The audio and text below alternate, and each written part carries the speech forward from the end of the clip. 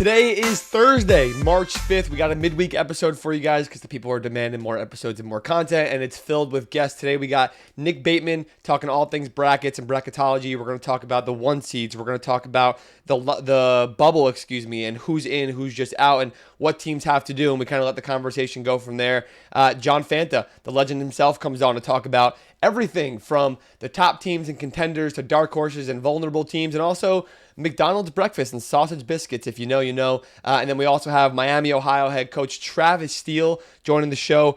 That's a lot of guests. I know it's a lot. Hope you guys enjoy it. You can skip around as you need. All great segments. I love all of it. Travis talks about everything between Miami's, how they built their program, how they built their system, why they're so good, how tight they are, the chemistry of the team. And also we talk about the resume and obviously the polarizing argument going on right now in the country. So enjoy it. Nick Bateman, John Fanta, Travis Steele. Hope you guys love it. Another debut on the podcast. The bracketologist himself, the self-proclaimed CBB guru, which I realized this year, Nick Bateman. Nick and I have been buddies for a long time. We've connected through social media and stuff. This is actually shocking. This is the first time I feel like we've done anything together. Is that right? So back when I was doing the podcast with Cody, like 3 years ago, I was my God. We had you on. We had you guess the 2022 Sweet 16 based on memory. Wow. And I rewatched that like 2 days ago. You missed, I think maybe Iowa State, 11 seed Iowa State was in the Sweet 16. I don't know if that rings a bell. Wow. What a no, now I remember the entire episode. Yeah, exactly. Now I'm going to go rewatch it back, and I'm kind of upset that I'm going to go study up my 2022 bracket after this to make sure I don't ever miss that again in any trivia show ever. All right. Hey, welcome to the show. We're here to talk brackets, here to talk ball. We're going to get right into it. You do a ton of bracketology. Obviously, we're all tapped in. Today is Thursday, March 5th. So before the March 5th games that are happening tonight and then into the weekend, this is everything we talk about is going to be pre all of that. Let's talk about the top of the bracket first. Let's talk about the one seeds right now. It feels like, and I'm pretty sure it's staying positive, Arizona, Michigan, and Duke are locked in to be one seeds. Right now, who's your fourth one seed if the season ended today?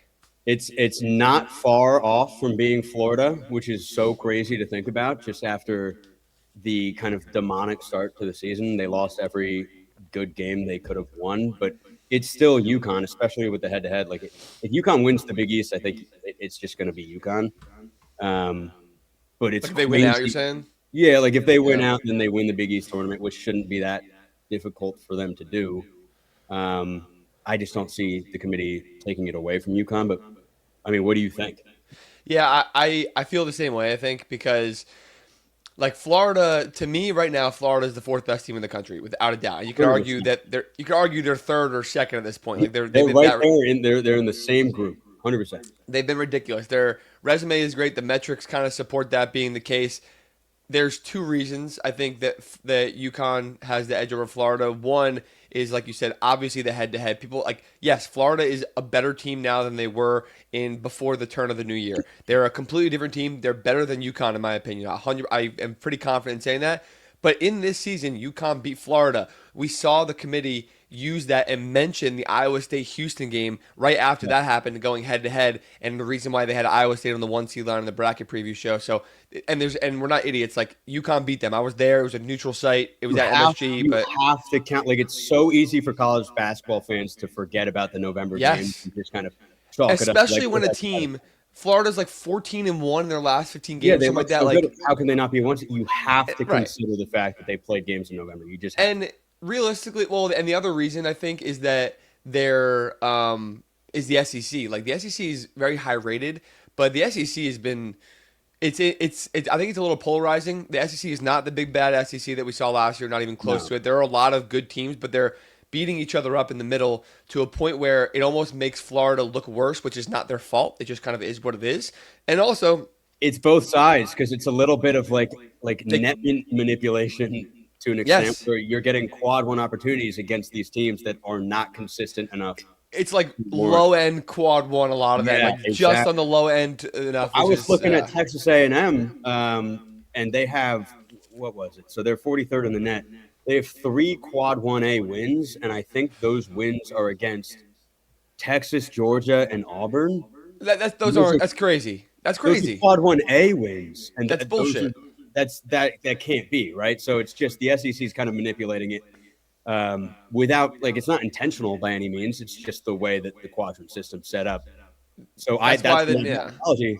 I kind of really try, like in March, I'll try to dive in and see like stuff that is a little more intricate. Like for instance, Louisville last year was an 8 seed. No one saw that coming. Right. They had no quad 1A wins. They have no quad 1A wins this year, Ryan. They're like one of the only teams that doesn't have any.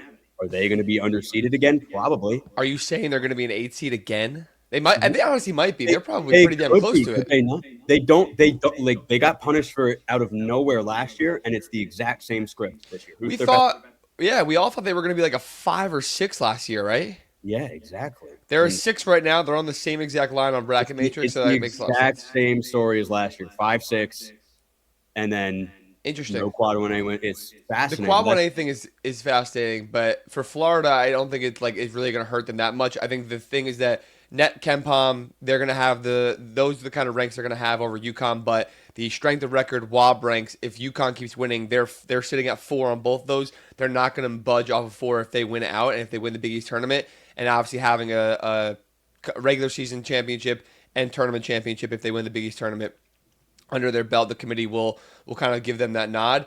And I don't think it's going to matter. Like, I would probably say that UConn's going to be the last 1 seed, but UConn and Florida they're probably going to put them in the same region, and they're just going to be the 1 and 2 there. So it's completely it's almost irrelevant. It doesn't matter. It really is. It's. I mean, I think the bracketology I posted earlier, I had UConn, Florida, 1-2 seed in the South, and it really just is going to shape up like a collision course for those two teams to meet in the Elite Eight. Obviously, UConn looks like they might be able to just drop a game to like an 8 seed, but I don't know. I think Dan Hurley's saving plays. You saving plays, you said, for the tournament? I think he more than any other coach in the country is saving plays like that as he can. Let's staying on the 1 seed conversation. Obviously, you have 3 1 seeds locked. You have Florida and UConn battling for the last one. It's going to be one of those two teams, basically 95% confidence in that. Do you see any world where if UConn and Florida both drop a game and then lose in their conference tournament, and then someone wins out, whether that's Michigan State, Illinois, Houston, Iowa State, anyone else could even have a chance at a 1 seed if they win out? That's a good question. Well, so Michigan State is fascinatingly right in that like if UConn is 4th in strength of record and WAB, Florida's 5th in both, Michigan State's 6th. People have forgotten about that. Like Michigan State, even I was doing my bracketology and I had them at a 4 a week ago, and all of a sudden I was like, "Oh my God, they're a firm 2 seed." Firm. No, I know. I was shocked about it. It's I got clowned for having them as a 4 a week ago today. I mean, they're up to a strong 2, and we're now discussing the fact that maybe if they beat Michigan, Illinois, Purdue on their way to a Big Ten tournament championship, and they play Michigan this weekend.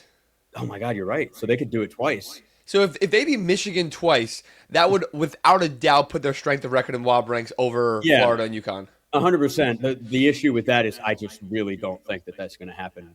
No, it's not. It won't. Not twice. Not twice at least. Not twice. But could it technically happen? Are we looking at a confirmed 5 teams for 4 1 seeds? No, not necessarily. It's possible that a team sneaks in. Yeah. Illinois' ranks, I think, are too low. 13 in strength of record, 11 in WAB, even though their net and Kempom are good. Houston is probably the only other one. I think Iowa State's ranks are well below. They're like the 3 into the 4 territory at this point. And Houston, I think, if they were to win out in the Big 12, which I'm not going to put past them, they're Houston. If they were to win out the rest of the way, they could probably find a way. Yeah, it's tough. I mean, the Big 12 is so good this year that it almost makes sense to have 2 Big 12 1 seeds just to fit with the lore of that 2019 ACC that had 3 1 seeds. And the SEC, of course, had Florida and Auburn. And then it'd be weird for the Big 12 only to have 1. So I agree with you. It could happen. That's what it felt like at one point of the year, back in mid-January, even early February. It was like, we might get 4 Big 12 1 seeds or at least 3. And that's every year there's a conference where it's it's possible. Could we see it? Right now, I would put a lot of money that it's just Arizona. Yeah, I don't remember. Yeah, I agree. I don't remember the top of the country I don't remember the top of every conference having such an elite team in every single league. It feels like the Big Ten obviously has Michigan. The Big 12 has what league doesn't have a top team? You have Duke, Arizona, Michigan, UConn, Florida. And The there you MAC go. has Miami, Ohio as well, and Yeah, there's exactly. No, but there's usually not such an elite team at the top of every league, which is pretty. I've just realized that for the first time now. it's The interesting. Pac-12 I has can't like obviously the Pac-12. I think the 2012 Pac-12 champion, regular season champion Washington didn't make the tournament. Like the best team in the Pac-12 just wasn't going amazing. to make the tournament. So yeah, back in the day there were conferences that did not have any good teams. But I feel like I think of 2019. I'm pretty sure every league had like I don't know. We'd have to go 2019. back and I'm fact check. gonna go back right now and find out. You have Virginia in the ACC. Gonzaga was amazing. That helps. Michigan State, Duke, Texas Tech is the best Big 12 team. That's not really. They were three I'm seeds. just So that doesn't like really in my cut it. head, I'm thinking the Final Four was one from each conference. No, Yeah, no, that's a good point. Kentucky in the SEC was a 2 seed that year, so I guess that's fair. But they weren't like. Yeah, it's a good argument. It's no, a but decent I argument. think you're probably right in the sense that we have like every conference represented on like the first two seed lines. It feels like, and then Yeah. even Gonzaga on the three and mid majors like. A perfect crop of St. Louis, Utah State, Miami, Ohio. It really has felt like a perfect college basketball season. Like we're not missing a lot. So far. Fanta is going to be on after you this segment. Do you? I asked him, and we both gave our opinion on it. We talked about it. What's your worry level, panic meter? What's your panic for chalkiness, like the same kind of chalkiness we saw last year, especially in the first weekend? Like, are you worried? Well, I am praying every night that we don't see the same thing that we saw first weekend. But I think that we're going to see like you can't watch Florida, Duke, Michigan, and Arizona and assume that they're going to lose at any point before the Final Four. So I feel like I would put money on. Not at all. You think that's like sealed, to sign, delivered? Like obviously things can happen, but like we're talking about like statistically, every team on KenPom to have a 35 plus rating, every team ever has made the Final Four. Yeah, but there's never this many of them in the same season. So This is true, and if Florida's put in one of their regions, then it's obviously throw it out the window. But it's just the eye test. I mean, you're watching the games too, Ryan. I'm watching the games. You I'm watching can't the convince basketball like games. Duke and Michigan, especially. After I watched that game, I was like, "This is the national championship game." And they didn't even play. They really both didn't even play that well and that smoothly and efficiently. Offensively, they didn't. Right? No. No. Like defensively, it was crazy. The refs were letting them play, at least in the second half. But that felt like a national championship. So I think that like, could we see 14 seed over 3? Could we see, I mean, think back 2015. I don't think we saw a 15 or a 16, but Georgia State beat Baylor, UAB beat Iowa State, and then we ended up having 3 1 seeds in the Final Four. But that tournament was amazing. So all we need is just a little bit of storyline, and we're happy. Exactly. So I won't spoil what Fanta and I get into a little bit, but we're pretty aligned in that, and I think we're gonna see something in the first weekend. The ladder of the tournament might be a little chalky, but that's okay because last year's Final Four was the best Final Four ever in terms of I'll take it. everything. I'll literally take it. Like if we get that Final Four again, I'll take it. 100%. It was so elite. All right, let's go to the bubble because I feel like that's the most timely conversation of things being talked about right now. I don't know how we should do this. Let's just roll. You have your bracket in front of you. I did mine this morning also. Let's just roll with our last four. Let's just go last 4 buys, last 4 in, first 4 out, next 4 out, and we'll just list the teams and let's see where it rolls. Is that cool with you? Yeah, you start. Last 4 buys. Me personally, I have Missouri, Texas A&M, TCU, and SMU. Okay, so I have NC State, Missouri, Texas A&M, and Ohio State. I think Ohio State Okay. is getting kind of a lot of media negativity. That is, a lot of people are outraged at the fact that they are in the tournament. Are they really? Oh, there are people like as far as what I'm talking about. When I talk about Ohio State, people are like, "Oh my God, they have 2 quad 1 wins." I'm like, "Yeah, like so does Villanova, and they're a set like so does St. John's." Like, And their metrics, the Ohio State metrics are that of like a 9 seed. Realistically, they just That's what I'm haven't been able to win those big games, so that's why they're even further down. yeah, they're 1-9 in quad 1A. But this is my thing: out of the 10 losses in quad 1 that they have, 9 of them have been quad 1A games that it's almost hard to even hold them accountable for that. Like It's yeah, but at the same time, their games, like they're an eye test team. They seem like they don't want to play in the tournament sometimes. Granted, they looked Yeah. like that versus Purdue, and I feel like also this weekend they host Indiana. It's literally this is as simple as win and you are into the NCAA tournament as humanly possible. I think. Is that fair? Well, I think if Ohio State loses, they might still be in. If Indiana loses that game, I get them out of my tournament regardless. Like, No, I'm saying for Ohio State though. Ohio State wins the game, they're in 100%. this is true. Like, outside You of know, like 5 bid stealers or 6 bids, whatever, some crazy. But which would be nuts. I'm not necessarily convinced though if they lose that game. They're at home. Are they at home? yeah, no, if they lose, I'm with you. They're in danger. But if they win, they're 100% in. There's no way they're not. Yeah. I will stamp that. Yeah. Yeah, we're on the same page. I'm just not saying that like Ohio State is out. Like I think there are people out there like, oh, if they lose that Indiana game, Ohio State is out of the tournament. I disagree with that. I think they're No. almost top 25 in Ken Pom and Torvik. They're 8-11 in the first two quadrants. Like you compare that to so many other resumes, teams that are losing on the bubble everywhere.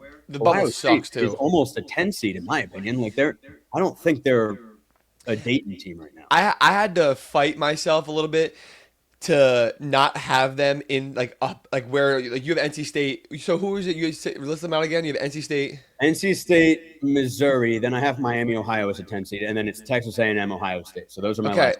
I have the same thing. So we SMU you have in the last 4 in. Can I just ask you that?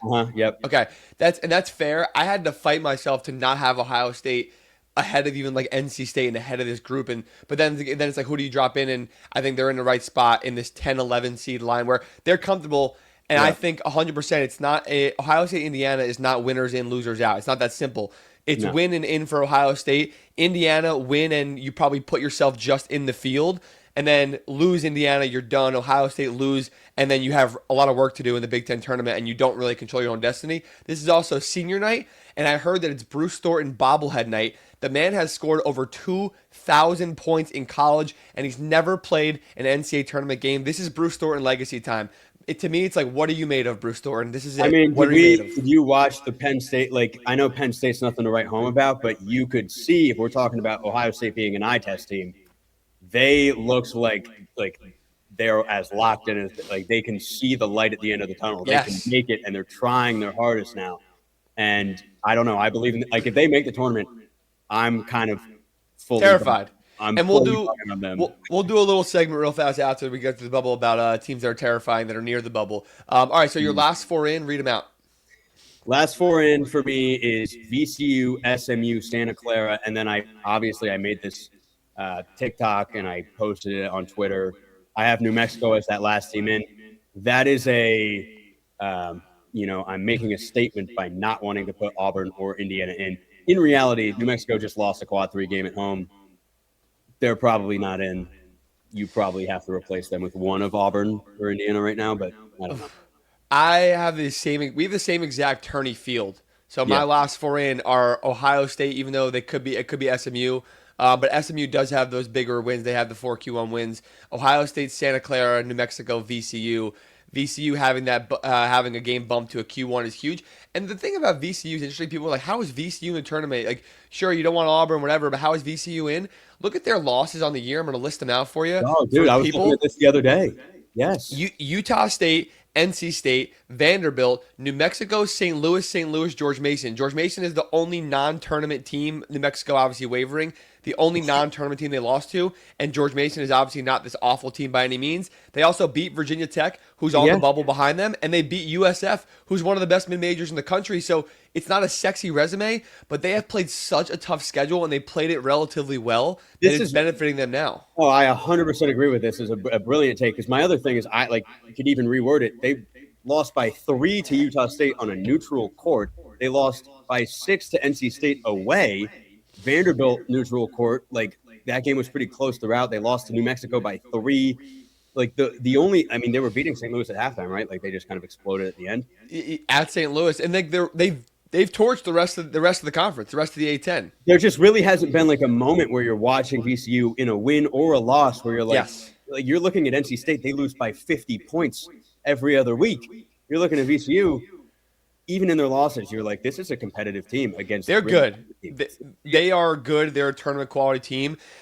I I get the sentiment of like, okay, like we're really gonna put a VCU in with one barely one Q1 win that has hovered back and forth. I think of like it being Q1. Yeah. I'm like, dude, you're nitpicking though at this point because like you said about like the Texas A&M Quad 1A wins is a good example of like. Yes, but if something is one spot off of being Q1, Q2, Q1A, non Q1A, like it's crazy to not consider those things. And the committee will look at it and say, okay, what was their Q1 win? What was their You Q1? have And to like look at every game they have to. individual. And this is my other thing, Ryan, is that St. Mary's, for instance, they've been in the field for everyone pretty much the whole year. They just picked up their first quad one win against Gonzaga on Saturday, Yeah. and no one's talking about that. That's not a problem. Why would that be a problem? But with VCU, it is a problem. So I don't know. It's just kind of like people will look at the net and get all weird and finicky about it. If VCU is within like the top 50 in the net, that's just like admission for the tournament. It's not really that much of a seeding thing. So can they Yeah. make it? Yes, their net's high enough to make it. The quad one wins come into play after that. And they have a tough game tomorrow. They're at Dayton, which is a good one, and then the A10 tournament. They obviously can't really afford to lose a single bad game at this point because they're probably so New Mexico actually is a good point. They might be the last team in. That's probably even though New Mexico has the head-to-head over VCU. I know. So this is where the committee and then Virginia Tech, who we're going to get to in a second, is on the Oh, bubble, yeah. and like it's a whole. At some point when they've all beaten each other like this, they don't look at the head-to-head unless the two teams are like neck and neck. Like if New Mexico and VCU, if they're like it's last team in, they will give it to New Mexico. They have no choice. But if it's New Mexico, VCU, Indiana, and Cal, they're going to look at everyone kind of hand in hand together. I feel Well, like. this is like I am lucky enough to have experienced this firsthand. But Clemson back in 2023 beat NC State by an average of 28 points per game. They beat them 3 times. NC State got an 11 seed in the tournament. Clemson was the first team out, Yeah, and it was maybe not necessarily right next to each other on the seed similar. line. We're talking about like the 42nd and 46th team on your seed list, and the 46th team beat the 42nd team by 90 points throughout the season and didn't make it. I mean, I was headbutting my wall. It was brutal, but so that just makes me think that head to head really, really doesn't matter as much as people. Yeah, only when the margins are like really thin. It has to be Okay, yeah. first four out. Who do you have right now? In order, My if you first can. 4 out in order is Indiana, Auburn, Virginia Tech, and Cincinnati. Okay, so I have Indiana, Virginia Tech, Auburn, San Diego State, but the Cincinnati thing is like realistically the next 6 to 8 out we can kind of just throw together. I feel like Cincy is a great topic of conversation just Oh, because they look.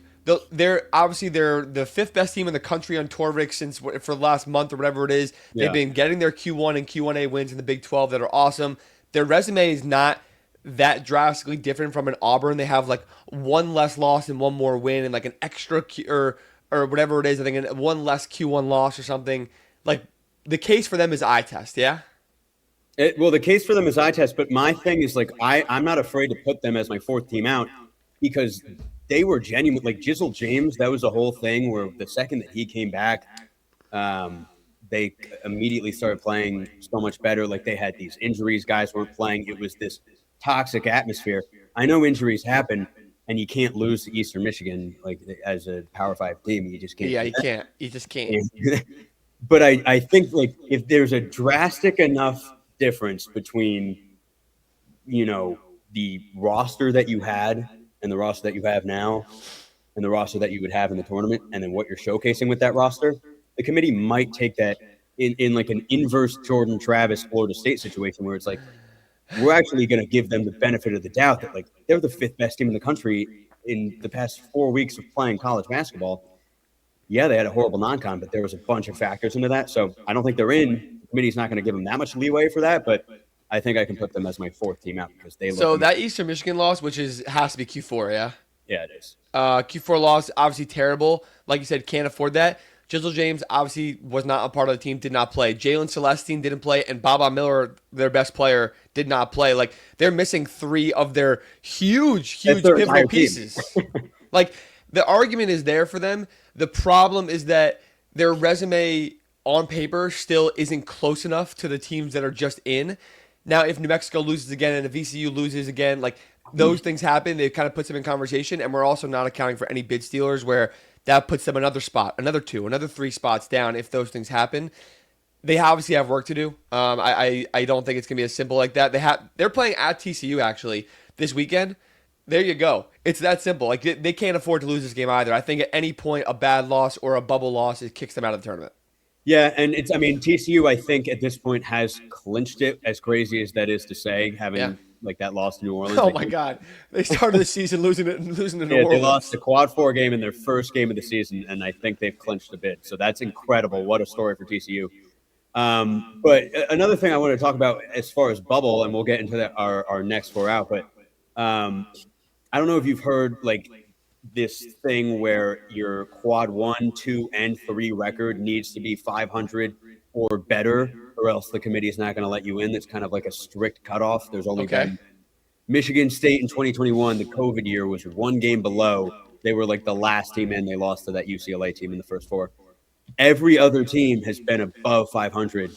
And so I've been looking at that. I tend to in March at teams that don't qualify for that. Auburn, for example, is 10-14 in the first three Get quarters. Auburn out of my tournament so They're not easily. even close. Like The thing about Auburn is that people don't like. So people are saying right now, what's they're 16-14 right now. Yeah. They say they lose to Alabama this weekend at Alabama, which is a likely scenario, Right. and then they win one and lose one in the NCAA tournament. They're going to be 17-16, and you want to put them in the NCAA tournament? That is absolutely disgusting. Like at some point, the resume gets kicked out the door. It's the same thing with Miami. On the other hand, it's not a head-to-head in the same conversation. It's just the same idea that at some point these are anomaly teams, and you have to do whatever you have to do I because completely of agree. what Now, they're doing. if they beat Alabama and they finish with 15 losses with the number one strength of schedule, it's a completely different conversation. Sure, if But they're I- 17-15, but then they go 1-1 again. They're 18-16. Is it that much of a Well, difference? no, because they have 14 losses now, so they beat Bama. They'd have 14 Oh, you're saying going into the go to SEC 15.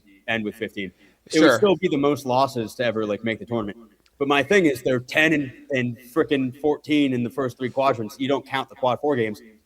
Like you look at Arizona State, who not a soul is talking about them. They're 12-13, and they play Iowa State. They win that game. They're 13-13 in the first three quadrants. Why is no one talking about Arizona? Like, you know what I mean? Like, Yeah, how are we dude. talking about Auburn? Let's get ASU in the tournament. Come on. Why not? Bobby Hurley. They're talking about firing him. He's on the bubble. He's not going to have a job Maybe. in a Yeah, few no, weeks. I But don't. Yeah, right. not what we're here to talk about. Relevant. Yeah, that's not what we're about. All right, let's go quickly over the next four out real fast. Go ahead. For me, I have Seton Hall, USC, San Diego State, and then I have South Florida as my sort of like. I guess if there's a team that's gonna like a South Florida or Belmont, they would Yeah. be missed in there, kind of. I did the same kind of thing. I had Cincy. What did I say? Auburn and San Diego State. Cincy, Belmont, if they're there. USC, and then like Seton Hall, Cal, and just kind of throw them into the mix with each other. Yeah, and whatever.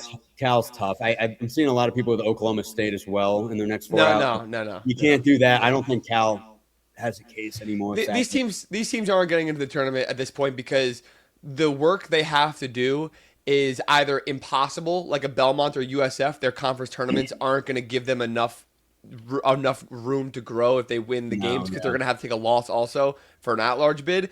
And then on the other hand, you're looking at teams like, I guess Cincy could be like a potential bid thief type of team, but Cincy, Auburn, Cal, etc., Seton Hall, like there's so much work to do, and it's insurmountable. It feels like that's all it is. This is the thing that people always seem to forget is that if you go on a run in your conference tournament, the committee, They for don't give a whatever shit. reason, Remember A&M a couple years ago? They yeah, didn't get a shit A&M about them. and Penn State, I think, was like maybe an 11 seed, then they make it to the Big Ten championship game and they got a 10 seed. And it's like, Yeah.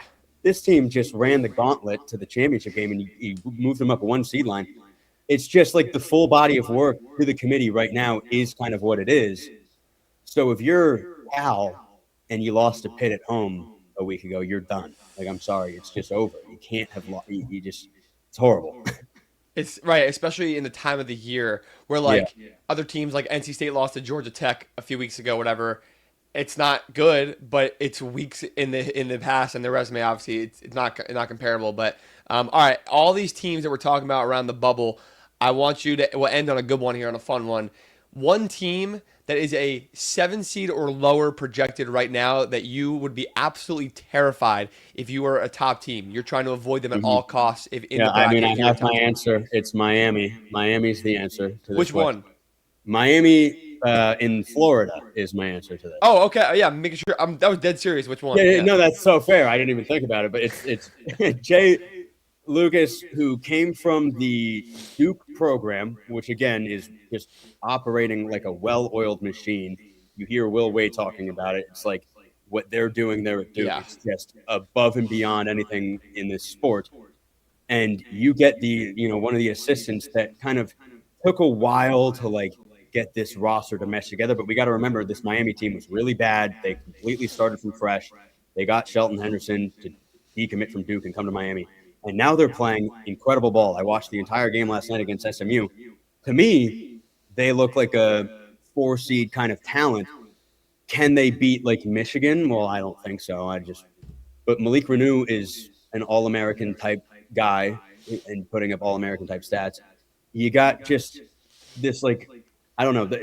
We could go way into the weeds of like the sets they're running and everything, but I would be very scared of them. That's all I gotta say. They look good, and they looked really good last night. I will say when Trey Donald is not on the floor, they look awful. They look terrible when he's not. It is insane. It's an insane That difference. did happen last night. I did notice that. He came off. He came off with that little injury real fast, and I'm like, this is a No, terrible team. that was crazy. I don't think that's been true at all times, but that absolutely was true I'm yesterday. gonna check the on and off stats after We're this and gonna be have to like, look at holy CBD shit. analytics and go hit up our boy Pete. But yeah, Yeah, and what, you said before about like they can't beat Michigan. We're not asking. We're not asking a 7, 8 seed, 9 seed to beat a like No. those things aren't going to happen. We're asking who can go take down Nebraska, Illinois, Iowa State, Michigan State. Who can take down those teams? How about one team that has already done it? I would be absolutely terrified of TCU. Their resume is hilarious. They obviously started the season. They lost in New Orleans. They also lost to Utah recently, and they lost in overtime to Notre Dame. They also lost at Allen Fieldhouse in overtime where they should have won that game. They Oh my lost to God. Michigan by 4. That game was crazy. They The lost to Kansas Michigan game. by 4 earlier Yeah. in the season. They beat Florida when Florida wasn't the current version of Florida. They beat Iowa State. They beat Texas Tech. They're obviously a tournament team right at this point. Like they're the one like similar to Wisconsin. I consider them also. They They lost by have proven 26 to Colorado. Yes, exactly. It's That's like insane. they look awful at times, but then they look amazing. I looked Yep. into what makes them so good. They're not very big in the front court, but they're lengthy and they're aggressive, especially defensively. In these 5 games versus Iowa State, Florida, Michigan, Texas Tech, and Wisconsin. They beat Wisconsin also for the record, where they went 4-1. Their only loss was to Michigan. They have the second best rated defense in the country. They're averaging over 10 steals a game, over 6 blocks a game, both of those second in the nation. And they score 20 points a game off of turnovers, and they're forcing teams at a 23% turnover rate in those 5 games. So they can put the pressure and beat those teams. They play a very similar high blitz style and monster bigs and front bigs in in the Big 12, which you see from Iowa State, Houston, Texas Tech. Yeah. But those teams are used to playing aggressive, and against these aggressive teams, when they go to the tournament and they play like an ACC team, those teams are not used to playing these kinds of defenses outside of Duke a little bit. So like, I would be terrified to play them if I'm a team 2, 3 Yeah. seed and see what they pull. It Terrified. really depends on the point guard's ability to react to that sort of defensive scheme. Like we saw with Braden Smith against Houston last year, just one of the best masterclass performances Yeah. of all time. That's always kind of what I look out for in a matchup. Like if TCU plays 6 seed, like that TCU when guards decision make quickly and they get into the high post and they play out of the short Yeah, roll and everything moves quickly, that's what beats them because Yeah, they're not it's more massive and quickly. like overwhelming and they break lines of pressure easily. But I'll take my chances that not there many are teams plenty can of do that. matchups where I love TCU against a 6, or I mean, I have TCU as a 9, so I feel like They're the giant killer. TCU like is yeah. the giant killer. And listen, what if they like they already beat Florida? They almost beat Michigan. That's 2 1 seeds, Right? So maybe right there. oh, it's so genius to schedule to play those teams because you're not going to play them in March. They won't schedule them in the first round, second round. Yeah, they can't, won't. They cannot do it. So that puts them what? They go to play UConn? Oh my God. It's that or Duke. So it's really a double-edged sword. It's like It's a 50-50. Come on. It's a 50-50. It's either we can win this game or it's like, oh dear heaven. they're probably rooting. They're actively rooting for UConn to win out because if UConn loses and Florida gets the 1 seed, they're going to be pushed to Duke because they can't play Arizona either. Obviously, the Big 12, so they're going to be forced to play Duke if they're on the 8-9 line, no Yeah. matter what. They have no choice, but it has to be Duke, and that's not good. Or they tank on purpose. They lose this game to Cincinnati. They get a 10 seed. Then they can get their Or the tournament. Right, they just like they go out in the NCAA tournament and they're Big 12 tournament and they're like Yeah. the glass floor is getting us. Why do we want a 9 seed when we could just be a 10? Like, which is a real thing Yes. this year. I'd rather be a 10 than a 9. Yeah, imagine you get like I don't know, Michigan State or Nebraska or Illinois. I'd rather get one of the Big 10 teams if I'm them. Outside of Florida, even Houston is beatable. I mean, like Yeah. Kingston Flemings defensively is just getting kind of like attacked at all times, right? So they're not the same Houston. Obviously, I think they could still win a national championship, but TCU can't play Houston, but there are plenty of teams that, Generally speaking, on the two generally line, speaking, on that line that are like, I'd probably rather be a 10. yeah. All right, hey, I appreciate you being here. Any parting words for the people? I mean, Nick Bateman 33 on Twitter, Nick during the day, TikTok and Instagram. I feel like, maybe we'll do this again sometime, right? I'll bet that we do, and luckily I know the people who make the decisions to make that happen. You do, So, yeah. Put in a good word. No, I appreciate you being here, my man. I'll talk to you soon, all right? Yeah, all right. Have fun. We now got the one man himself, the true man, the myth, the legend. I feel like you are March. You are the vibes. I feel the energy the second we got in here. John Fanta, welcome to the pod. I am thrilled to have you on here in the month of March, my man.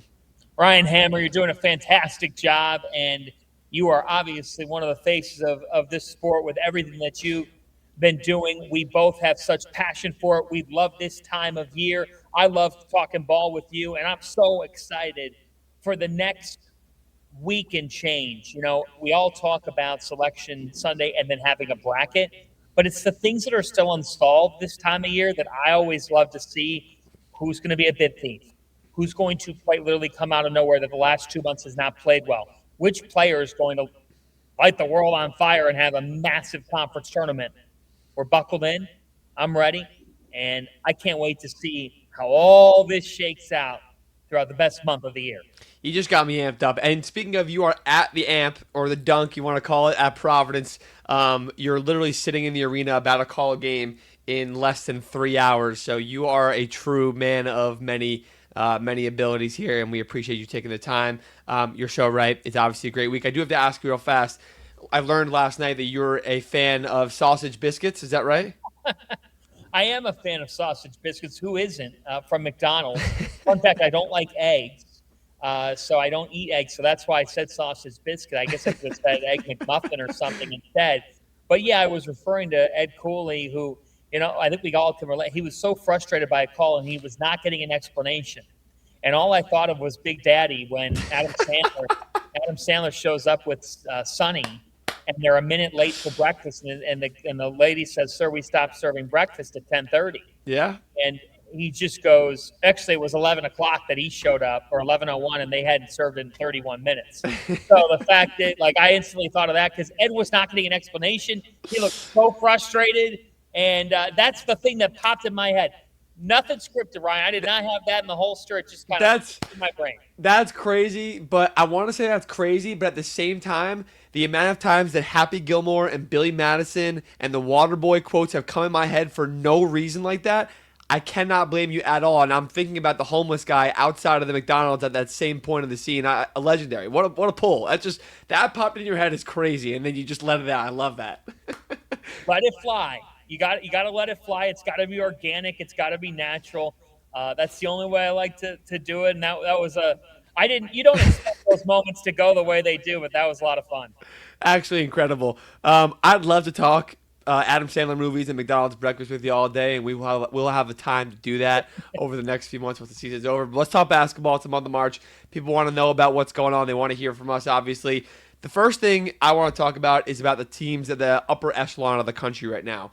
Between Michigan, Duke, Arizona, even throw Florida, UConn in there realistically, it feels similar to last year. The top teams are so much better than the rest of the country right now, and it feels like you can kind of pick out of a very small group. from who our national champion is actually going to end up being. Right now, we're seeing the highest analytical net ratings that we've ever seen on KenPom and Torvik and every analytical site you can find. There's a combined 6 losses amongst those top 3 teams. The last time we saw that was 2021 with Baylor, Gonzaga, and Michigan at this point in the year. Right now, it's obviously Duke, Arizona, Michigan that have been the best teams in the country.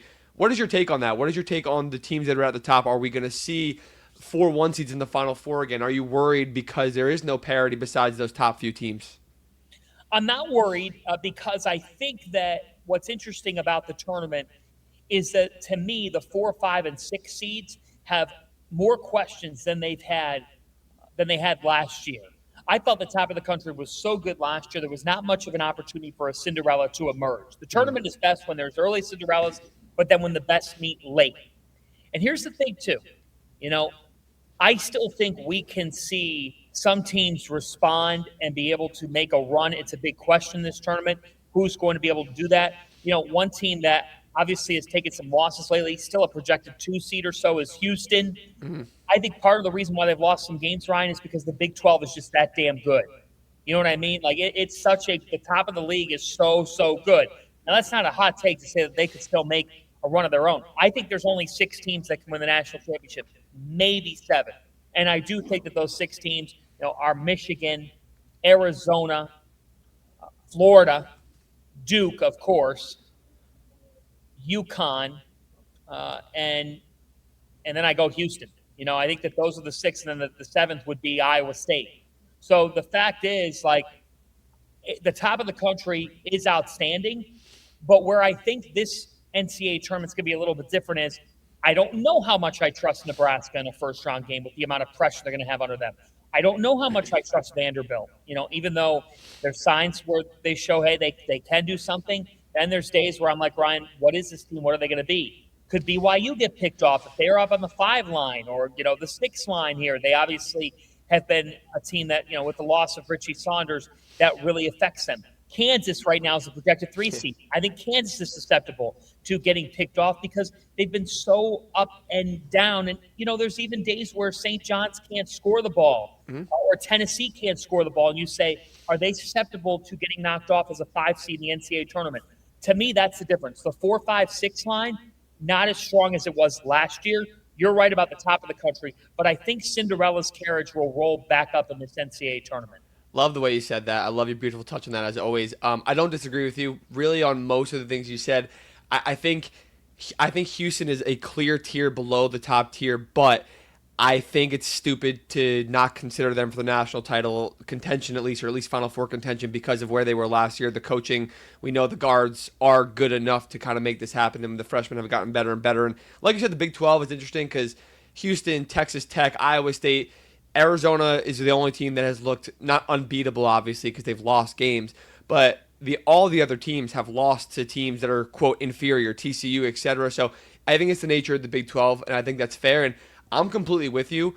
I think that we could see 4 1 seeds in the Final Four, or maybe 3 1 seeds and a 2 or a 3 seed, but I think even, you said the 4 and 5, I think the 2, the 3, the 4, the 5 seed lines, all the way up to that top, outside that top tier, are more vulnerable than they were last year, right? Last year, we saw one team that was a 7 seed or higher make the Sweet 16, and that was Arkansas. Like, they weren't, it was Arkansas. It's Coach Cal. They had a great team. We kind of get that. I look at those teams this year, like you said, Nebraska is a great example. Illinois has been very hot and cold at times, especially defensively. Iowa State looks like they can beat themselves and go stone cold. Purdue and Kansas have been so volatile all over the place. So look at all those teams that are up there, along with the teams that we mentioned, like a TCU, a Wisconsin, a Texas, a UCLA, that are going to be down there at the 7, 8, 9, 10, 11 line and have beaten great teams already this year. And on top of that, people always think, people right now think the mid-majors are dead. They think the mid-major Cinderellas are dead. Yes, the top of the nation has gotten so much better than the tier 2 and below, but it's kind of like an FCS, FBS college football a little bit, in my opinion, because the top mid-majors have gotten better than the rest of the mid-majors. I don't know if I've ever remembered if we've ever seen a group of mid-majors collectively as good as Miami, St. Louis, Belmont, USF, High Point, and these group of really good mid-majors are. There's so many dangerous teams. Obviously, a lot of them have to win their conference tournaments to get to the NCAA tournament first, and they might get picked off. But if the 5 or 6 major ones get there, you're talking about what normally is 1, 2, or maybe 3 really dangerous mid-major teams. And at this point, I feel like all those things together, like you said, sure, we might get the 4 best teams in the country or 4 of the 5 or 6 best teams in the country in the Final Four. But the first weekend, I have zero worries at all. So I'm very happy to hear you're on board with that. Well, look at the 4 teams that are projected around the 12 line right now. A Yale, who's got Nick Townsend. He could score at a high level. They play really efficient basketball. Liberty, talk about a really intriguing mid-major team. Richie McKay's done a sensational job with them. The question is, can they get enough stops? They have a top 60 offense in college basketball. And then you go down the bracket, you look at like a USF, to Brian Hodgson in South Florida. Ryan, I had them very early in the season, and you know what I thought to myself? They're kind of a nightmare to face. They fly up and down the court. They've got balanced guards. They can score in a variety of ways. Keep an eye out for them. And the other team that we haven't brought up yet, among those 3, now a 4th, is Belmont.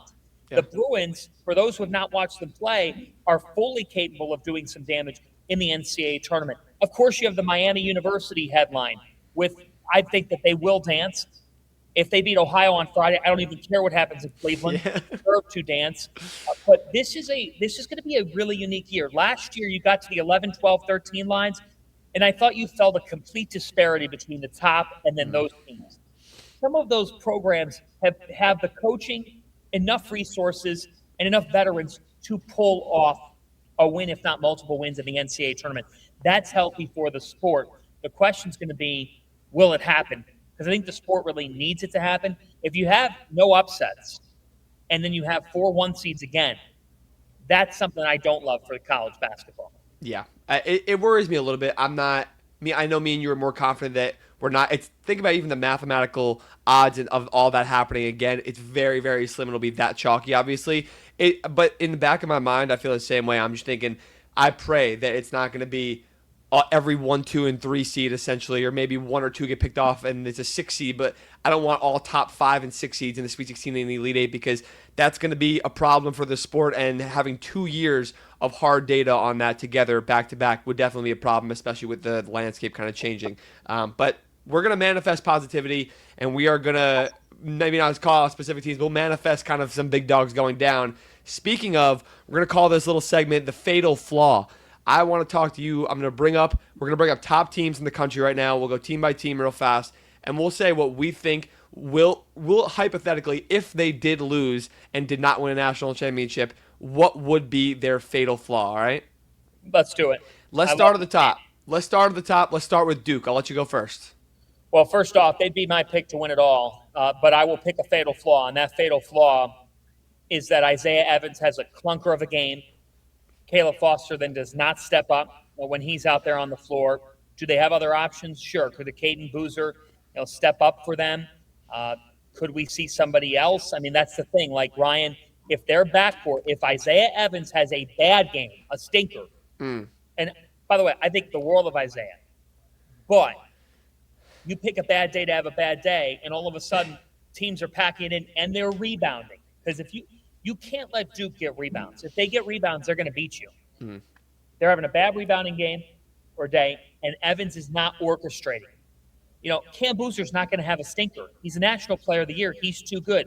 Pat Gomba, I think Star, that guy, his activity, when he is really active for them, it opens up a whole different lane. He had 16 against NC State. You want to see now if his confidence keeps carrying this month. But to me, it's if you cut off the head of the backcourt snake, and that is Isaiah Evans, along with Foster. And those guys, they're turning the ball over.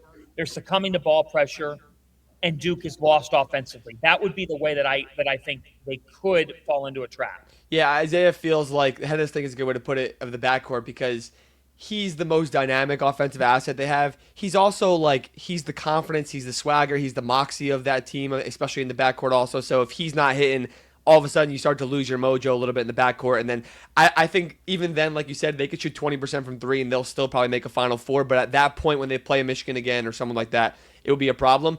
This is the one team where I struggle to see true flaws, and picking on players I think is a good way to put it. Of maybe this guy has an off day, which we've seen a couple of times, and it kind of ruins their mojo. But I think it's just themselves. I think they're the one team. They're the best team in the country right now. They're analytically the best rated, the best team ever right now. They will beat themselves like they did last year in the Final Four, and like they did last year, and even this year in late game execution where they kind of just can't get the looks they want to. They crumble a little bit under pressure, and I think that will be what beats Duke if they end up losing it all, because I agree, if I had to pick a champion right now as of today before conference tournaments, I'd probably have to go with Duke. I feel the same way. All right, let's roll over to Michigan, who they just recently beat. Yeah, I mean, look, this Michigan team, the one thing I would say, and you made me think of this with Duke, because I looked at KenPom, and Duke is 106 in turnover percentage on KenPom. And that's actually the thing. If you ask Dusty May would tell you dumb turnovers, because they're 173 in turnover percentage. Ryan, that is not a very that's a for a potential national champion. No. That's hard to fathom, is it not? Bad. They could finish 160 or 170 in turnover percentage, and be the national champion. It's because they're so great at everything else. I mean, everybody talks about their defense and that they have the second best defense in America, and the second best effective field goal percentage defense in America. How about the fact that they have the number 2 2-point percentage offense in the country?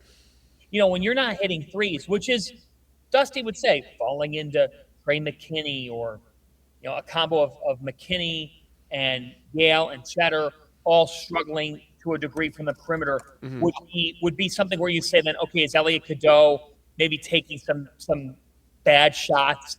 And again, our backcourt falls apart, and we say Mara and Johnson, yeah, they're going to get theirs, but we're cutting everybody else out. And Yaxel Lendeborg, the one thing I'll say about him, I love him. He's a tremendous player. I knock on wood when I say this. Like, one of the things that you do have to worry about is, I don't want any calf flare up. I don't want to see any injury. Like, I hope to God that doesn't happen. But we do know he had some issues earlier in the season, and I would absolutely despise to see that. But I think when Michigan looks so bulletproof, but turnovers, their three-pointers can sometimes be run hot and cold. And Dusty will say, for how big they are, Ryan, for how big they are, sometimes they don't focus on rebounding. It comes, yeah. Basketball. They've been an up and down rebounding team. As weird as that sounds, because the analytics don't even fully reveal that. But if you look at some of their weakness moments, it's because they're not getting a key rebound. Yeah, it's similar with, we'll get to Arizona in a second, but Arizona doesn't necessarily lose the rebound battle in when they struggle or lose. It's their rebound margin isn't as crazy as it normally is in their games where they dominate.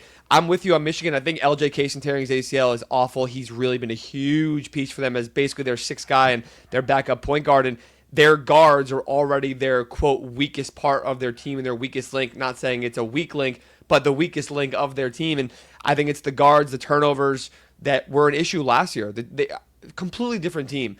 Turnovers were such an issue last year with the system. The system is still the same, and they had turnover issues when they struggled in those games earlier in the season, like the TCU game, which obviously doesn't look as bad anymore, but even in the Wisconsin loss and games like that. So I think turnovers and shooting and missing LJ Kaysen will definitely be the concern. I'm with you there. Let's go to the third of the big three, Arizona.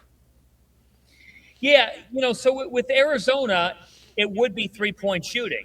I mean, this is a team that they're not obviously not relying upon it. It's a mic check in the arena. It would be 3-point shooting. Like that would be the one thing that you would say about them. Look, we know they're huge. We know they've got winners with Braden Burries and Koa Pete. And what Jaden Bradley has done this year has been nothing short of amazing. And Mo Krivas is he's a guy that I don't even think gets enough credit nationally for the physicality and just the load that he is inside. They're so good defensively. I mean, they're right there with Michigan in all of the analytics, but they're 106 in three-point percentage, and they're 363rd out of 365 in three-point rate. Can a team win 6 games in a row, being third to last in the country with that three-point rate? That is the biggest question. They're the one of the big three. They're the one of the big three that I get slightly worried about an early exit because, like you said, and that could come against a team who just absolutely shoots the lights out and pushes them into the same kind of game, or it could come in the Final Four when a Michigan or something like that wants to start lighting it up or whatever that's going to look like. And I'm with you. It's the shooting. They have won games all year long without shooting that much, and even at times shooting very poorly, and they still dominate games and look ridiculous. And that's to their strength and why they're so good. But at some point, it might bite them in the ass. And remember this: Tommy Lloyd has never made it past the Sweet 16. Never. To be fair, devil's advocate. At some point, like Todd Golden never won a tournament game until he won a national championship. Oh, I totally. And by the way, like Tommy, if you're listening, I think you're one of the best coaches. Like I think he deserves to be National Coach of the Year. Yeah, I really do. Like, you got a list of I believe that he should be National Coach of the Year. Ryan, I thought they'd be like the 17th best team in the nation. Me too. I did not think they'd be this good. He's done an incredible job. Yeah. People don't say, oh yeah, he gets there until you actually do it. And that's part of the reality with Arizona. Like, do I believe this team can win it all? Of course I do. Do I believe they can do all the things that we say that are on the table in college basketball? 1,000,000%. But when you haven't gotten past the Sweet 16, the only way that you fight off that demon is by doing it. Yeah, and it's experience too. I do think positively I'll add for them is that out of those big three teams that have been the most dominant all year by a landslide, they're the ones with the best guard play, and that could end up getting them to where they need to because Braden Burns and Jaden Bradley can definitely get it going. All right, let's get out of the big three. Let's go to UConn, who I don't know if I trust anyone's opinion more other than yourself on UConn, so hit me. Well, Terrace Reed not showing up. When Terrace Reed shows up, UConn's a different team. And Silas Demery. Like, Silas Demery can't have a 9-turnover, 7-turnover game. Yeah. Dan Hurley will tell you, he's the head and the snake. Similar to Evans, if Demery plays well, UConn plays really well, Ryan. You know why?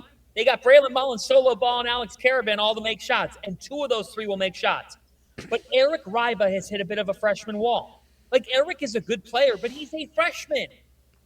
And UConn's front court is not thick with depth. So Terrace Reed has got to play big boy basketball. It's that they can't get sped up. You know, the one thing about Connecticut is, and I think they need their transition in spurts. Ryan, they're 310 in tempo.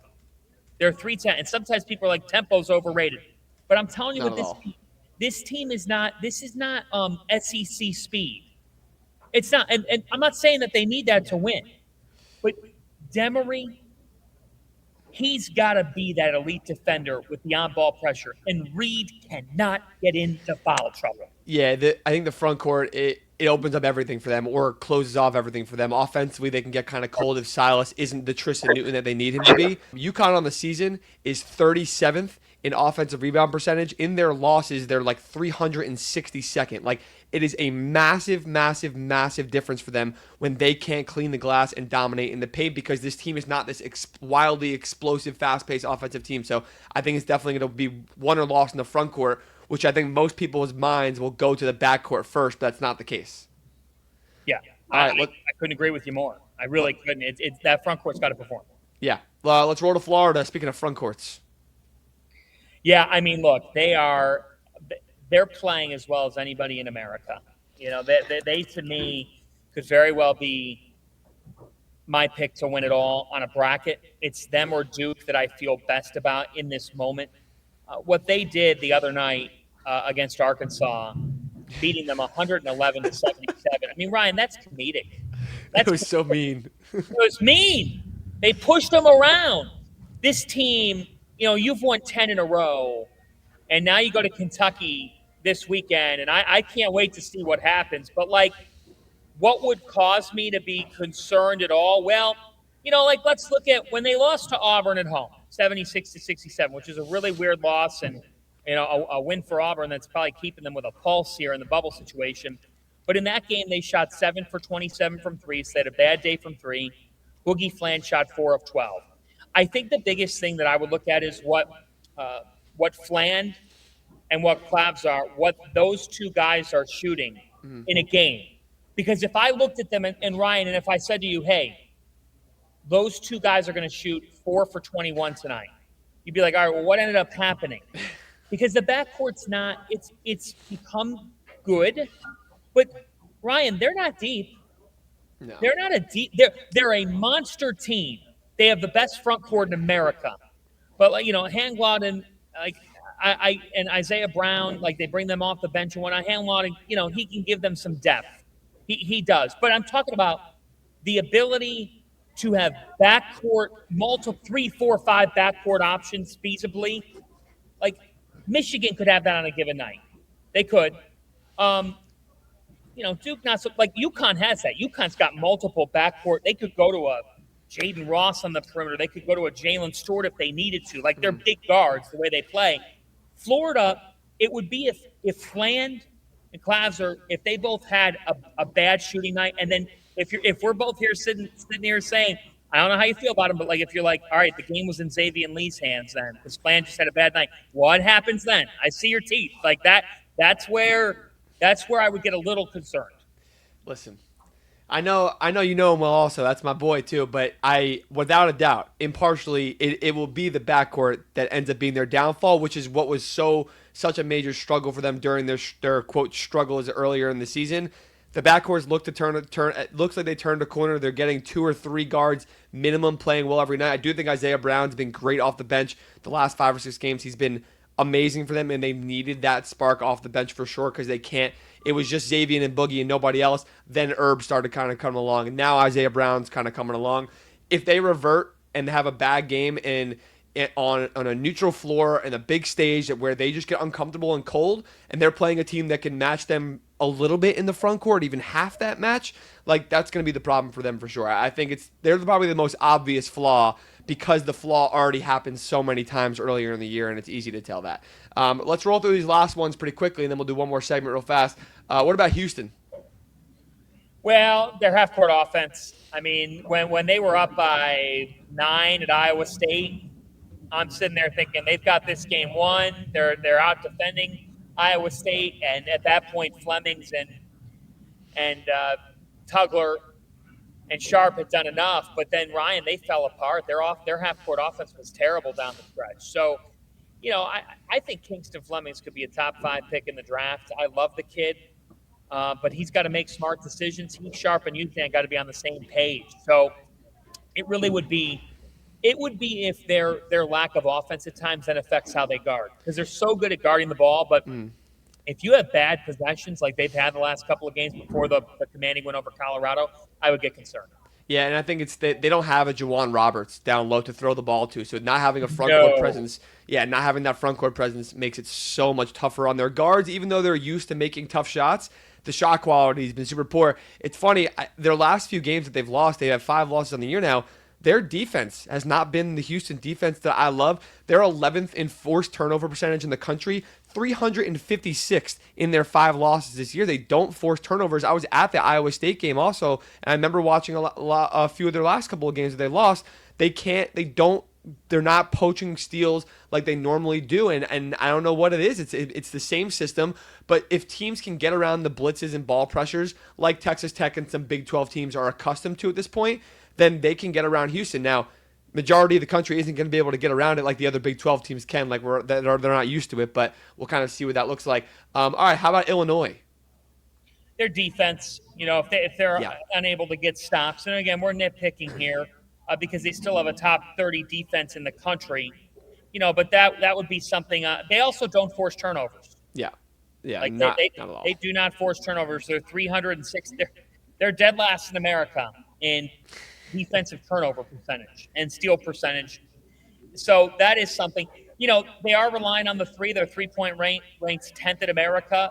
They're not really a team that's going to take a lot of 2s. They love the 3 ball, and they hit the 3 ball. I believe that their talent is good enough to win it all.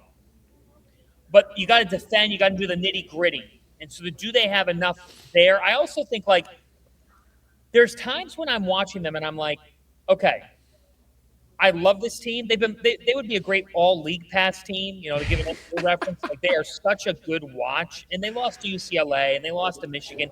But the UCLA loss was revealing to me, Ryan. That's a game you have that kind of a lead on the road. Yeah. Show your killer instinct and win if you're going to be a national championship caliber team. When I look at them, the biggest thing is Keaton Wagler. They can't just play Keaton ball. they've got to move the ball. They got so many weapons. David Mirkovic is one of their most he's one of the most unique players in the country. And so is Andrei Stojakovic and his ability to isolate and make things happen. But they can't get away from ball movement. They can't. Yeah, no, I'm with you. I think offensively they get hot and cold. Defense is inevitably why they will probably lose at some point. They hold teams to 32% from three on the year, 38% from three. Teams shoot on them when Illinois loses games, which is absolutely awful. Two more real fast. Iowa State. I'll just say I've watched them so many times. I've been there so many times. Their cold stretches are so cold. I have not seen that with a top team in this entire season, other than them. When they go cold, they go so cold, and then free throw shooting, I think, might lose them a game early. It legitimately could. They're that bad in the end of games. That's the thing. The free throw shooting is a problem, And then the other thing would be like if you look at their team, I love Torre. I love the way that he defends. They got a big three, but Lipsy can't just. He's got to be active. Yeah. Momcilovic and Jefferson are sensational. I love them, but your point guard better play to the level he's capable. He's got to be that absolute stud. Yeah, for sure. All right, let's do one more quick segment. We'll do a little fun one, and I'll let you get out of here because I know we're over, and you got stuff to do with the dunk right now. So let's roll. If I didn't have this game, I'd talk ball with you all day. I know we might have to look into doing something out here long term. We'll do something quick here. Producers in my ear saying, "Let's get cooking here in the next 3 to 5 minutes." So let's go. Okay, we're gonna do a draft of our favorite March legends. We're gonna draft 3 each. I'm gonna let you go first, and we'll go back and forth. 3 March legends. You take that however you will. Floor is yours. Oh my goodness gracious! Kemba Walker, 11 and 11. 11 and 11, March legend. I mean, you go 5 nights at the Big East tournament, and then you follow it up by winning the national championship. Kemba Walker is my number 1 pick for this game. Yeah, I think of March. I think of Cardiac Kemba. Second guy I think of is Steph Curry. 2008 Davidson, 10 seed, Elite 8 run. Damn near went to the Final Four, putting up 30 and 40 on teams like Powerhouse Gonzaga. I got the jersey behind me for a reason. Like, he is what he is today because of what he did in college and at Davidson. He's actually one of the reasons I fell in love with college basketball growing up, and that was a prime viewing year for me when I was young. So I absolutely Steph Curry. Second choice, all you. Yeah, I'm gonna go throwback here, and I'll get the hate for it. But like, you can't do this draft and not do Christian Laettner, because every time we watch March Madness come on, it's Laettner with the shot, and the 92 buzzer beater against Kentucky is iconic in every way. So I feel like is it chalky? Yes. Like, could I bring up the Thomas Walkups of the world, or Casey and Defo and St. Peter's and what that meant? And there's countless other ones where I'm just like, yeah, I love everything about that, but like, I got to go Laettner with the 2nd overall pick. Yeah, it's hard to argue with that. There are a million top-tier players that have been like that.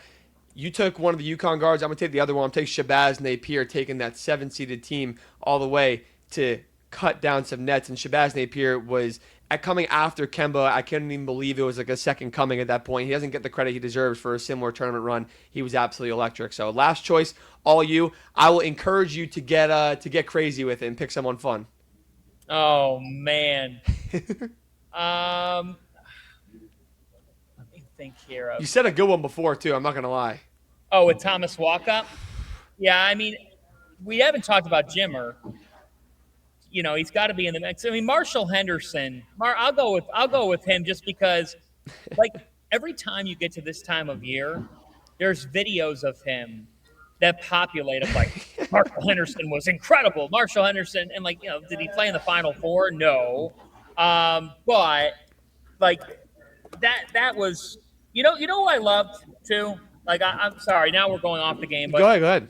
I Clayton Custer. Oh, love that name with Loyola Chicago. We were rooting for him. That whole team was so much fun. But like, yeah, that would be a Clayton Custer or a Marshall Henderson. Those are the two I'm thinking of. But I mean, I'll pick Henderson for the sake of formality. But I love the mid-major stars who wrote their stories. I'll give you both because I'm between a few also, and I'll add 2 because those are both great options. I want to add DJ Burns to my list because I think people don't realize, I think in 10, 20 years, we'll look back and be like, this is one of the biggest March legends ever. They weren't going to be in the tournament, and you're not even going to know who he is because he won't be in the NBA. And people, you have to tell your children about the legacy of what DJ Burns was for NC State going to the Final Four off of a crazy ACC tournament run also, and the way he played was obviously unbelievable. Maximum amount of aura. You said Thomas Walker before. I'm not going to bring that one up. Give me Ali Farokhmanesh also, the current Colorado State head coach. Who you wouldn't even know how to pronounce his name. You wouldn't even know his name if it wasn't for that shot at UNI. And I think he's just an absolute legend. And Ali Farokhmanesh is the GOAT himself. And I'm happy to see that he's still in the space now. So and Jack Golke. Of course. See, we could do this forever. We're gonna have to do this again at some point. Jamie Skeen on that VCU Final Four team, first four to Final Four. I was thinking Shaka Smart exactly. All right, I'll let you go. You gotta go to the dunk. I appreciate you, John. We'll do this again soon. Happy March and happy everything. All right.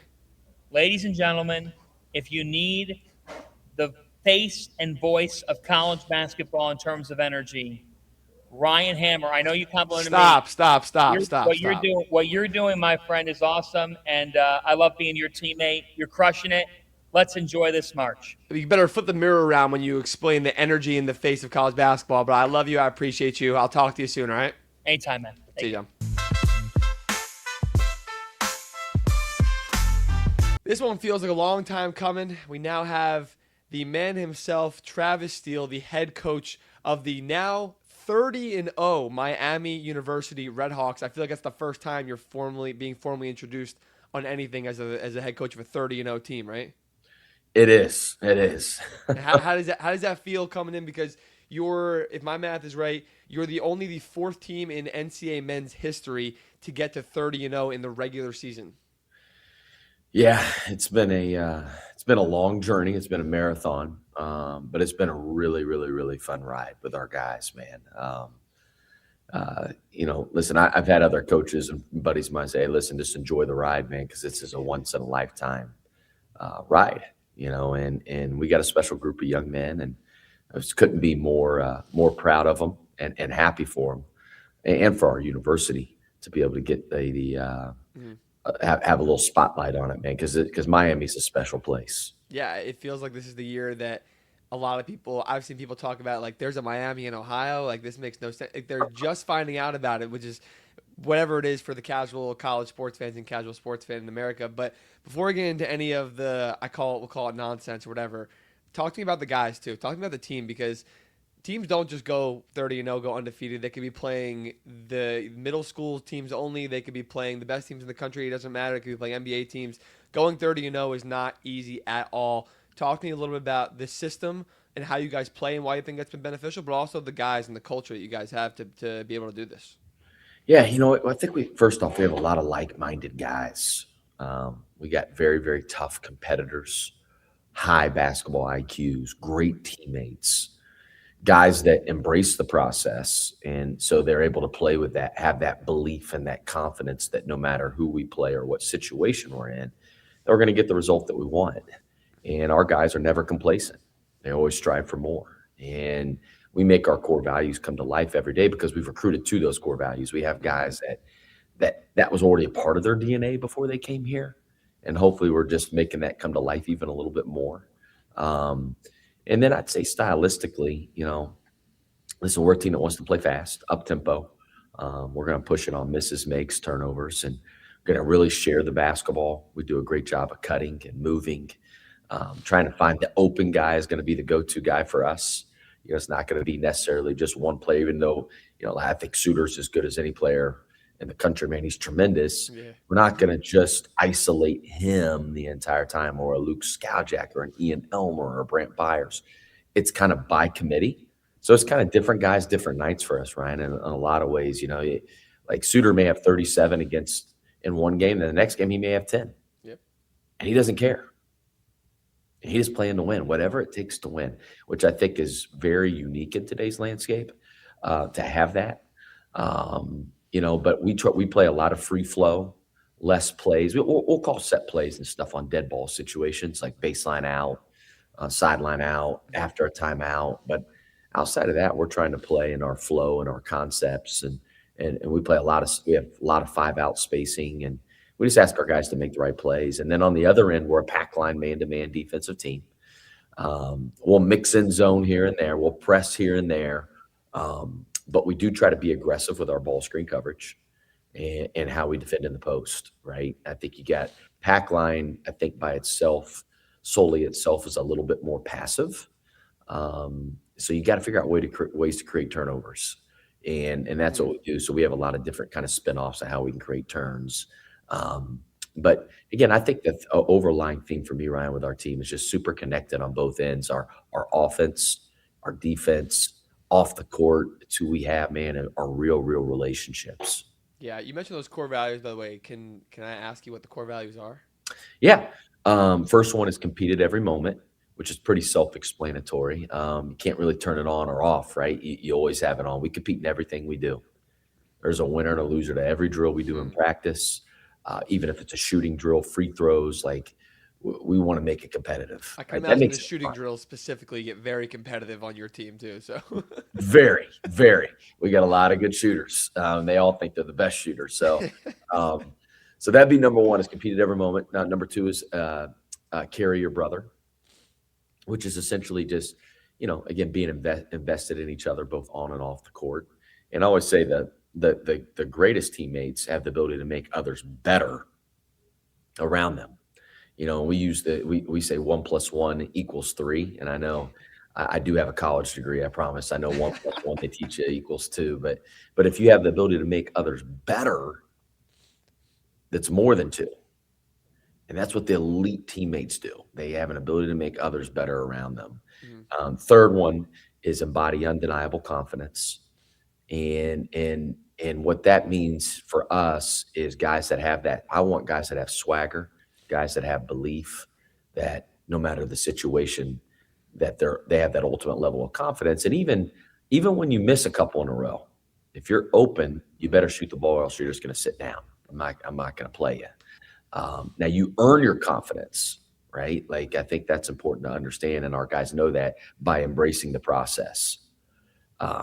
And you got to be mentally tough to be able to overcome adverse situations in order to still have that confidence, that true confidence. Because it's the most powerful thing you have, man, is when you're confident and you have that belief, anything can happen. And then the fourth core value, strive for magis, which is a Latin term, which is essentially striving for more, right? Never becoming complacent. Because I feel like that's what happens, never being satisfied, but you can enjoy your ride like we are this year. Yeah. But living in the moment, preparing the right way, or having that growth mindset, that again, we're getting better. And we've used this quote a lot in our program is be obsessed with trajectory and not the result, which I think sometimes is hard to do in life because it is a results-oriented business and everybody wants it now. But we're more obsessed with the trajectory. In order to do that, you got to have that growth mindset and strive for more. No, I love that. And you mentioned before also like the chemistry that the guys play with togetherness on both sides of the ball, especially the offensive side, where you said it, you don't run as many sets and hard actions and sets that most teams normally do. You play very open and free flowing, and you can only do that if one guy trusts the next and knows what the next is going to do all the time.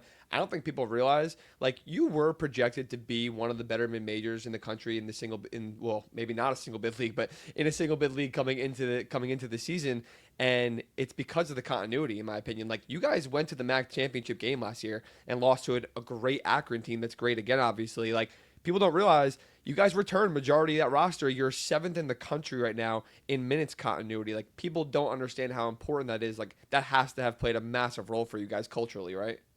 Yeah. You mentioned, listen, we're not a one-hit wonder. We won 25 games last year. Yeah. Right? We had a great year. And we were able to retain a bulk of our roster from last year. We didn't retain everybody. We have a young man that went to Georgia Tech, and one man went to Kentucky, and another one went to Lindenwood. But I didn't want to lose those guys. But we had a lot of good players coming back. Yeah. A lot. And that just gives us a huge head start. I think you even look at like Duke.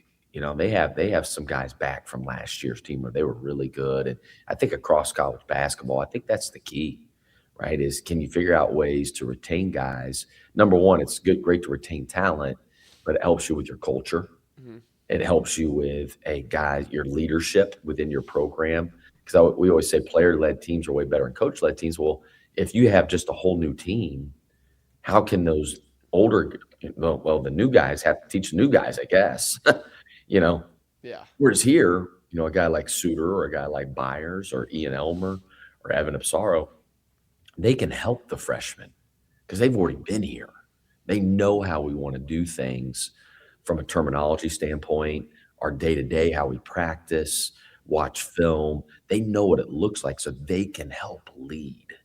And I think that player leadership's been a huge thing for us this year with our success as well. Yeah, I mean, you said it like in this landscape, it's so rare, especially the mid-major level where guys are going to transfer at every single level. But when you have a great team at the mid-major level, teams are going to come a calling. The big teams are going to come a calling and come a poaching. You know how that works, obviously. So the fact that it's 66% of your minutes right now are from last year's team is great. And Evan obviously got hurt. It would probably be a whole lot more if he didn't. But speak to that also because you mentioned things before about confidence, like the resiliency you guys have had this year has been like I told you before we started recording. Like I am clenched when I am watching every single game. It is nails. You guys have won 3 games in overtime. You've won on buzzer beaters. I think you've won 10 games by less than 10 points at this point, single digits, which is absolutely crazy. So like, is it just like this is who you guys are? You guys are clutch. You guys are built for that moment. Yeah, we want to keep you glued to the TV, right? You got us. You got us. Yeah. No, I listen. Our guys are very comfortable operating in those situations. We're used to it. We have very good guard play, right? Again, high IQ guys, in which lends well to winning close games. And you mentioned Evan went down earlier in the year, and it's like Evan was playing, in my opinion, as good as any guard in the country at the mid-major level. Yeah. And then we fill in with Luke, and Luke's playing as good as any guard right now. And then he gets hurt also. And then you like at Western, you didn't have him for that game. And then guess what? Trey Perry gets the game winner, and he's a freshman. He's going to be tremendous. And so it's like we have a lot of good players. We do, and we have and they're better human beings. And but our guys like those moments, man. Like when we hit adversity, we've used this word a lot too with our group. It's just unflappable. And we stay very calm, very cool, collected, and we just stick together. We get tighter, like with our togetherness. Our execution rises during those moments. And that's why we're good in those situations. And it's because we've been in those situations quite a bit, which I think will serve us really well moving into March, because that's what March is. There's a lot of close games, and who can close those games out? I like our odds. Yeah, and going through it, teams who go through adversity, it's an advantage. Like you're going to go through adversity at some point in March, whether you win, it's 1 game you play or whether it's 6 games you play. So going through it beforehand in some capacity is obviously a good thing. Talk to me about March. It's obviously March now. We're going to put this out. It's going to be March 5th when people start listening to this. So you guys have 1 game right now left in the regular season. Yep. Potentially you're going for the unthinkable, the dream 31-0 regular season. And then obviously you're going to have the MAC tournament. By the way, MAC champions. I didn't say congratulations. How dare I? Oh my God. Yeah. Thank you. It's what's crazy, Ryan, and I said this in post-game media. Todd Kowalczyk at Toledo, we beat them. It clinched us for the MAC championship. He won 4 MAC regular season championships in a row. I mean, my God. I don't know. I mean, that is an incredible feat. And I don't care what league you're in. I don't care whether it's Big East, Big Ten, MAC, Sun Belt, 4 in a row. It's like, man, that's hard. That's crazy. But yeah, it's a great honor, honestly, for our program. It was one of our goals that we had going into the year was to win the MAC regular season title. Got a big opportunity at Ohio on Friday. Rival game, Battle of the Bricks Part 2. Yeah. Bowles does a great job, man. He's got a great program there at Ohio. So we know we're going to get their best shot, and then we get to go to Cleveland up in the MAC tournament. So that's one of our other goals is can we cut down the nets in Cleveland? And we were a few seconds away from it last year, and I know our guys will be very, very eager to play up there. Yeah, and I know you guys are more like there's no way you say the guys don't talk about with you at least. You don't say we have to win this game for at large bid, this and that. I know that you guys deserve a tournament bid. I know your confidence in that. I'm on that side also, and the polarizing debates have been tiring to say the least in media. Obviously, I'm Yeah. sure you can attest to that, but.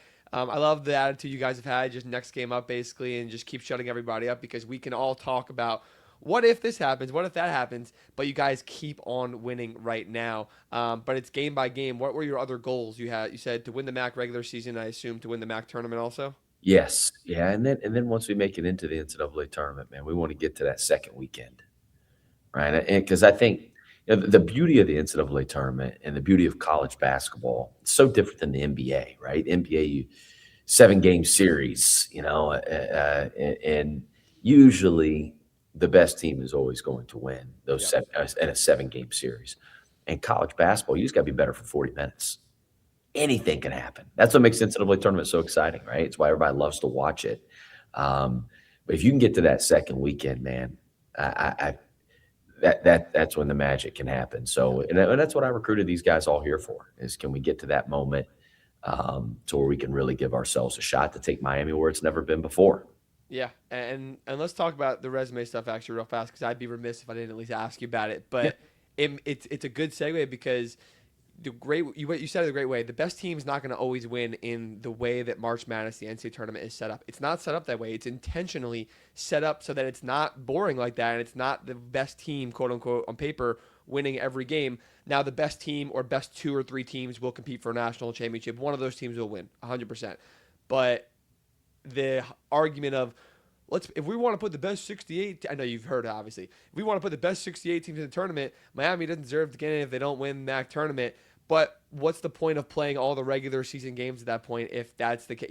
If you go 31-0 or 32-1, I guess at the end of it, and you're not going to reward that kind of team for getting in, like there's no point in playing the regular season at all. I know you talked about you guys' AD kind of firing back at Bruce a little bit. I know you speak highly of Bruce, of course. And what's your kind of attitude? And like when you heard all that going down, because it's heightened more than ever now that it's March and the entire country is talking about it. The great thing is they're talking about us, which is a good thing. I think number one, like you said, listen, I love Bruce Pearl. I think Bruce he's a great dude. He's always been really good to me, and he's a phenomenal coach, Hall of Famer, incredible career. But and this is not a knock on Bruce, but I'm not calling him to ask his opinion about our team or advice. So why the heck would I care what he says right now? Like that's what I told our team. It's like, who cares? We get to control our own destiny. That's the beauty of this thing. And part of controlling that own destiny, a lot of people think, we got to control the games. No, you got to control your process, right? You got to, how are we lifting? How are we sleeping? How are we recovering? How are we practicing, watching film, not getting bored of the process because this thing is a marathon. Because we want to be playing our best basketball here in March. And, again, we have several opportunities starting here at Ohio on Friday to continue to prove ourselves. I want to leave absolute no doubt how I want people to know how good we are. We're good enough to be in the NCAA tournament. It's not even close to me. And I think we're a team that can advance into the NCAA tournament. The metrics and all the numbers, listen, they are slanted a certain direction. They are. So like whether people like it or not, it's just the reality of the situation that we're in. And it's all great and stuff. But if you put us against some of those teams, I'm very confident in our group. I will say that. Very confident. I think our group, I know this, they think we're winning no matter who we're playing. As you should be, and you could have the 490 millionth strength of schedule. There's a reason that none of these teams that have had that strength of schedule ever before have gone undefeated. Teams don't just go undefeated when they're not good. Like I can't fathom when people say that because the only teams that have gone undefeated have all been 1 seeds. So there's a reason that going undefeated is not easy at any level of strength of schedule. So it makes sense. Yeah, and I think people, they probably don't. We were in no man's land this past, winning 25 games, bringing back a lot of guys. We were kind of slotted as a quad 3 game for a lot of the P5s, P6s. So they, and I know why they didn't play us, but a lot of fans probably don't understand it. right? They're supposed to play quad 1 and quad 4 games, right? To help their net rating, to help their ability to get an at-large bid. And so even the Missouri Valleys, so if you look at their numbers and their metrics of what they're supposed to use, I think they're supposed to play quad 2 game. I have a couple quad 2 games. But we didn't fit that model, so we couldn't even get those games. So it's like, man, we start getting tossed around, man. I started figuring out like late in the summer, I'm like worried. I told her AP, I was like, dude, like this isn't good. I said, I don't even know how the heck we're gonna get to 31 games. I said, I'm very concerned because we've been calling all these schools, left and right. And it's scheduling is very, very frustrating. I do think we'll be even in a better spot because I think people will be slotted above a quad 3. We'll be slotted in that quad 2 range here moving forward, which will be really good for us, which will make it even easier. Again, scheduling has become so analytically driven, and which I totally get it. I love analytical data, but it has hurt us. It hurt us this past year, unfortunately, for scheduling wise. 100%, and you can see it because people point to Akron. Oh, Akron scheduled Alabama on these teams. That's because Akron is a Q1, Q2 game at times, like depending on their quality, because they've been so good for so long and they're so analytically efficient, and you know what to expect of them. Whereas you guys are in that middle or like the upper end of it, obviously, call it like purgatory because you're not in the top of the conference, or going into the year you weren't seen as the top team, and then you weren't the bottom team either, so they're not going to feast on you. And to the point of like, I love that you brought up the MVC because people said, oh, well, they don't have to play the power teams. What about the MVC, the A10 teams, like A10, WCC, Mountain West? And they don't want to play you guys either. They're playing each other. San Francisco and St. Louis are playing each other and all those types of teams because they couldn't get the power games either for the most part. So they have to play each other, but then there's still another drop-off after that. And would you say it's fair that what the power teams do to schools like you're doing in reflection of that? Because in your guys' lens, you're saying, okay, you're not going to schedule us. You're only going to schedule the worst of the worst in the entire country or the best of the best. We're not going to play the teams that are going to we're going to have pickups and wins and losses here also, and it's going to ruin our resume. We're going to do the same thing, and we're going to schedule the teams that are at the bottom, the Q4 games, and do the exact same thing, and then we're going to win every single game doing it. Yeah, it's crazy how it happened because we just played whoever the heck we could get. We were so desperate, just because we have to hit like the MAC incentive plan. We have to have a certain amount of home games here, which I knew it was going to be very difficult getting home games, especially coming off of 25 wins. So I was like, hey, you know what? We got our home games intact. That was huge. Then it was like, hey, listen, we'll play any home and home series on the road. We'll start on the road, which you would think that most teams would be like, yes, sign me up, right? It was a frustrating deal, man. And I do think we'll be in a better position moving forward, Ryan, because I'm always solution-based. It's like, well, we're moving to 22 league games next year from 18 to 22, which will be good. We have two Sun Belt games that are done for us on our schedule, which we had this year. I think we had Old Dominion and Marshall.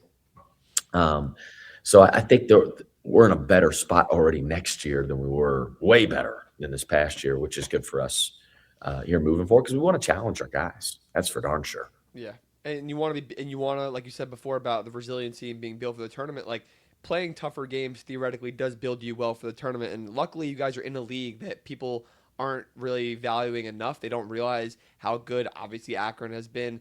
Buffalo, Kent State, Toledo have been great in their last few years also. Even UMass has been good this year. And Bowling, like the teams are good. It's a very good mid-major league. It's not this low major league that people are making it seem like with the SWAC and a couple of leagues like that. Like people don't understand that, but it kind of is what it is. What do you think the biggest misconception about the at-large bid conversation going around you guys is? I don't know. I don't know. To be quite honest, Ryan. It's not your job, to be fair. Your job is to go out. Yeah. We've already done the schedule. We're going to go out and win every game possible and leave zero doubt that we're going to be in the tournament. Yeah. I mean,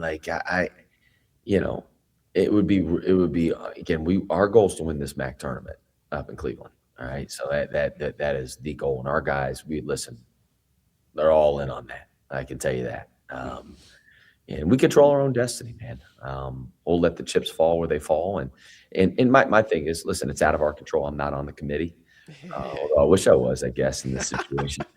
I know who I'd be voting for. But it is, again, and their job's not easy. the committee. I mean, golly, I mean, just think about all. They're gonna upset somebody. There's always a couple teams that are like right on that line. It could probably go either direction. I think we should be firmly in, but I'm biased. I'm here. So, Yeah. So again, we'll let them kind of figure it out on themselves. But hopefully we can control our own destiny and win up in Cleveland. Yeah, I'm with you. And at this point, the worst you can go is 30-2, the absolute worst. And I know you guys aren't planning for that, and you're prepping to go 33-0. I think it would be so. But the worst you could be is 30-2, and I think you'd be the first team that they ever left out at 30 wins, which would be absolutely ridiculous. And I'm completely with you. So listen, I'm not on the committee either. If I was, I would try to help you out as much as I can, because I think you guys are deserving of it, especially with how weak the bubble has been. I like how you said basically all publicity is good publicity at this point. It's great for the school. Last thing before I let you go, what has it been like for the school, like the town, the community? Because is it Millett Hall, right? Not Millet Hall? Millett Hall? Millett Hall has been absolutely packed. The community seems to be so engaged on it, and everyone knows who Miami, Ohio is right now. Like, what has it done for the community and the school? Just think it's connected the past to the current with all of our alumni coming back for games. And we had people from Chicago drive in for our game versus Toledo, Cleveland. I met all these fans. I mean, and they were going to drive back after the game. I live in Cincinnati, and it's crazy how many Miami people, I mean, just the amount of gear and flags on houses. It's been really cool. And then our games, Ryan, you mentioned, I mean, we're selling out our arena, which when we first got here, man, there was a couple hundred people in the stands. And now all of a sudden we're over 10,900, whatever. Crazy. It's 10,640 per fire code. That's what the max can be. But it's insane. Just the energy on campus, the buzz. It's been really, really, really fun, man. The Miami community is awesome, and they've really gotten behind us, which we're very, very, very appreciative of. Yeah, that's awesome. Hey, I appreciate you taking the time. Obviously, I'm pulling for you guys, and I want you guys in the tournament no matter what, and you guys have become America's team at this point, so appreciate you being here. Best of luck Friday, and then also next week in Cleveland. Everyone's going to be watching, because we all know Miami is must-watch ball every given night at this point, so appreciate you again, Coach. Thanks, Ryan. That is going to do it for today's midweek episode. Shout out to Nick Bateman, shout out to John Fanta, and shout out to Travis Steele for all joining the show. Hope you guys enjoyed it. We will be back on Monday. Make sure to like, subscribe, follow, etc. Leave a review if you haven't already. Appreciate y'all. Happy March. Enjoy the weekend.